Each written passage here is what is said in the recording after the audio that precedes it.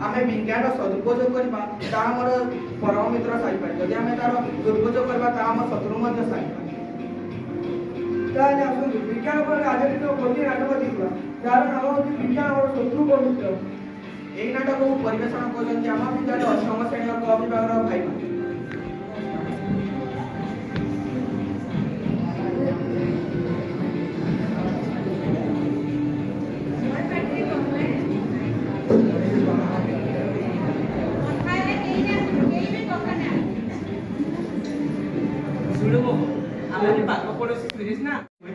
से कुआडे 50 के सारो आनी आमे तार किलो आनी आमे हम जमीन भरले प्रस्तुत करिबा। हां भाई डाटा हमको जेमिति कोले अधिक करबा को पड़िबो कारण से हमर प्रतियोगी भाई।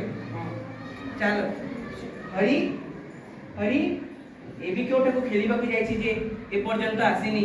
खेल शुणी मोर आळ कथा मने पड़िगला आमे किते संग मिसी गोटे स्थान रे किते कि समय खेल खेलुथिले। हां भाई तू ठीक कहली से समय वातावरण मध्ये भिन्न थिला भाई कि शांति वातावरण। विज्ञान भी बहुत उन्नति करानी से एबे विभिन्न यंत्रपाति प्रस्तुत करानी। खाली यंत्रपाति नहे भाई धर्म क्षेत्र कौशली विद्या कारीगरी आदि सबुथिरे उन्नति करानी भाई। हां से पा जाई चंद्र पाखरे पहुंची गलानी। खाली चंद्र नहे भाई से सूर्य पाखरे एडवांस पॉइंट मध्ये पहुंची साइलानी भाई। आहुरी भाई विज्ञान बहुत उन्नति करानी। हाँ भाई से नूतन कृत्रिम उपग्रह मान तैयारी करी सौर जगत को प्रेरण करी ग्रह ऊपर नजर रखुची भाई से आर्यभट्ट परि तो। हाँ भाई ता द्वारा हमें ग्रह मान अन्य ग्रह मान ऊपर नजर रखि परिबा भाई। हां चल एबे हमें बिल को जिबा। हां हां भाई चल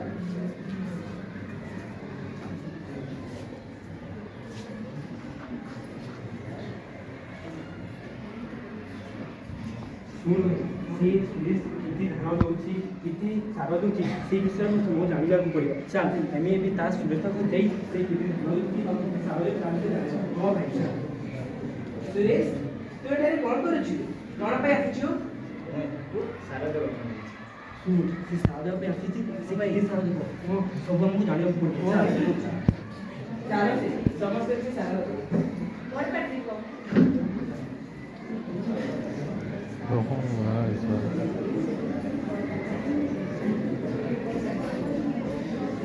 Don.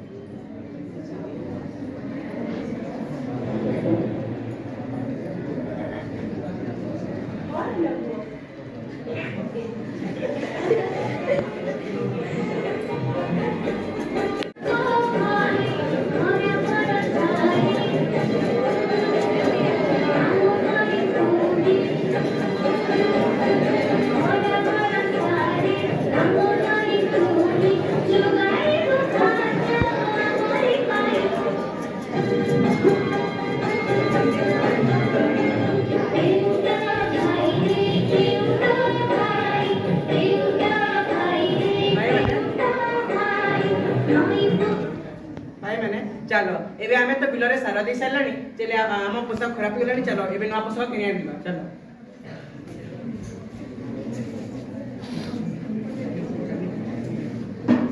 ये दुकानी भाई हम विभिन्न प्रकार पोशाक देखाइलु। अरे भाई ये बहुत बड़ा मोइटा नहीं। हां भाई मो एटा नहीं भाई मो भी एटा नहीं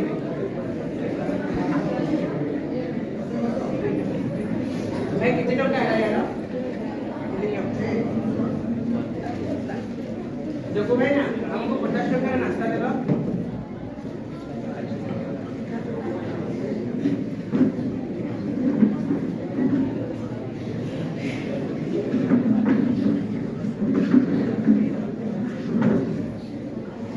भाई तो पोशाक दिखाई दो। भाई भाई भाई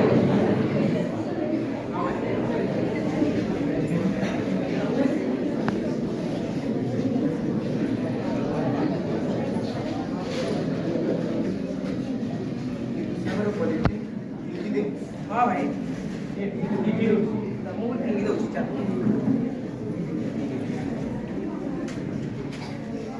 चलो एबे हमें जीवा।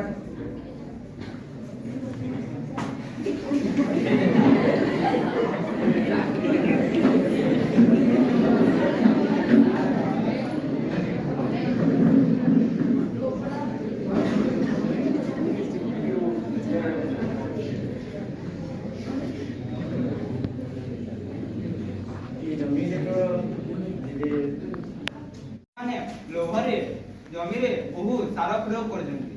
ସେ ସାର ଦେବା ଦ୍ୱାରା ଜମିର ଫସଲ ବିଷାକ୍ତ ହେଉଛି। ସେ ବିଷାକ୍ତ ଫସଲକୁ ଖାଇ ଲୋକମାନେ ଏହି ବିଭିନ୍ନ ରୋଗରେ ଆକ୍ରାନ୍ତ ହେଉଛନ୍ତି। ନୂତନ ଗଛ ଲଗାଇବା ପାଇଁ ମାଟି ଖୋଳିଲା ବେଳକୁ ଦେଖିଲି ଏକ ପ୍ଲାଷ୍ଟିକର ଏକ ସ୍ତର। ଏହାର କାରଣ ଜାଣିଛୁ? ଏହାର କାରଣ ହେଉଛି ପଲିଥିନ୍। ପଲିଥିନ୍ ଆଜିର ଦୁନିଆରେ ବହୁଳ ବ୍ୟବହାର ହେଲାଣି। ତାର ପଲିଥିନ୍କୁ ଆମେ ଯେଉଁଠି ପାରି ସେଇଠି ଫୋପାଡ଼ି ଦେଉଛନ୍ତି। ଫଳରେ ମାଟିରେ ପଲିଥିନ୍ର ଏକ ମୋଟା ସ୍ତର ସୃଷ୍ଟି ହେଲାଣି। ତାହା ଦ୍ୱାରା ବର୍ଷା ଜଳ ତା ମାଟି ତଳକୁ ଯାଇପାରୁନି ଓ ଜଳସ୍ତର ହ୍ରାସ ହେଉଛି ଓ ମାଟି ମଧ୍ୟ ପ୍ରଦୂଷଣ ହେଉଛି। ଏସବୁର ଗୋଟିଏ କାରଣ ହେଉଛି ଏସବୁ ବିଜ୍ଞାନ ଦ୍ୱାରା ହେଉଛି। ବିଜ୍ଞାନକୁ ଯଦି ଆମେ ସଦୁପଯୋଗ କରିବା ଯଦି ତାର ଦୁରୁପଯୋଗ କରିବା ଏହିପରି ବିଭିନ୍ନ ଘଟଣାର ସମ୍ମୁଖୀନ ହେବାକୁ ପଡ଼ିବ। ମୋବାଇଲ ଫୋନ ଫଳରେ ଛୋଟ ଛୋଟ ଶିଶୁମାନେ ନିଜର ସଂସ୍କାର ବୁଝିଲେ। ବାବା ମା ଭାଇ ଭଉଣୀଙ୍କ ପ୍ରେମ ଶ୍ରଦ୍ଧା ସବୁ ଭୁଲି ଯାଇଛି। ଭୁଲ ରାସ୍ତାରେ ଚାଲି ଯାଉଛି। ତୁ ଜାଣିଛୁ ବୈଜ୍ଞାନିକ ଆଇନଷ୍ଟାଇନ ଏକ ସୂତ୍ର ପ୍ରସ୍ତୁତ କରିଛନ୍ତି। ଯାହା ହେଉଛି E=mc²। ତାହା ମାଧ୍ୟମରେ ଭାରତ, ଚୀନ, ପାକିସ୍ତାନ, ଆମେରିକା ଭଳି ବିଭିନ୍ନ ଦେଶ ପରମାଣୁ ବୋମା ତିଆରି କରି ବିଭିନ୍ନ ତାଙ୍କର ଶକ୍ତି ବୃଦ୍ଧି କରିଛନ୍ତି। ଯାହାର ଡର ଥିଲା ତାହାରି ଶେଷରେ ଆମେରିକା ବଡ଼ ସହର ପରମାଣୁ ବୋମାକୁ ହିରୋସୀମା ଓ ନାଗାସାକିରେ ଛାଡ଼ି ପକାଇଦେଲା। ତୁ ଜାଣିଛୁ ସେଠାକାରେ ଯେତେ ଧନଜୀବନ ନଷ୍ଟ ହେଲା ତ ହେଲା, ବର୍ତ୍ତମାନ ମଧ୍ୟ ସେଠାକାର ଶିଶୁମାନେ ବିକଳାଙ୍ଗ ଭାବରେ ଜନ୍ମଗ୍ରହଣ କରୁଛନ୍ତି।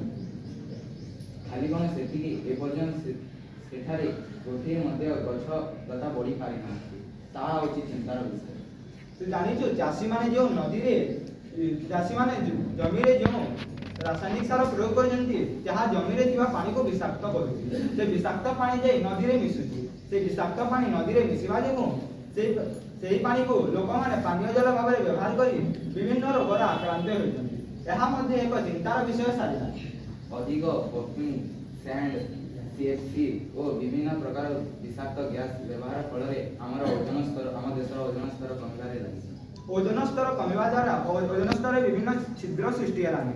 ସେହି ଛିଦ୍ର ଦ୍ୱାରା ସୂର୍ଯ୍ୟର ଅତିବାଇଗଣୀ ରଶ୍ମି ପୃଥିବୀ ପୃଷ୍ଠକୁ ଆସିବ। ସେ ଅତିବାଇଗଣୀ ରଶ୍ମି ଦ୍ୱାରା ଲୋକମାନଙ୍କୁ ବିଭିନ୍ନ ଚର୍ମ ରୋଗ ତଥା ବହୁତ ମାରାତ୍ମକ କର୍କଟ ରୋଗ ମଧ୍ୟ ହେଉଛି। ହ୍ୟାଲୋ, ହଁ ଚାଲ ଆମ ଫୋନ୍ ଆସିଲାଣି, ଇମ୍ପୋର୍ଟାଣ୍ଟ ମିଟିଂ ଅଛି।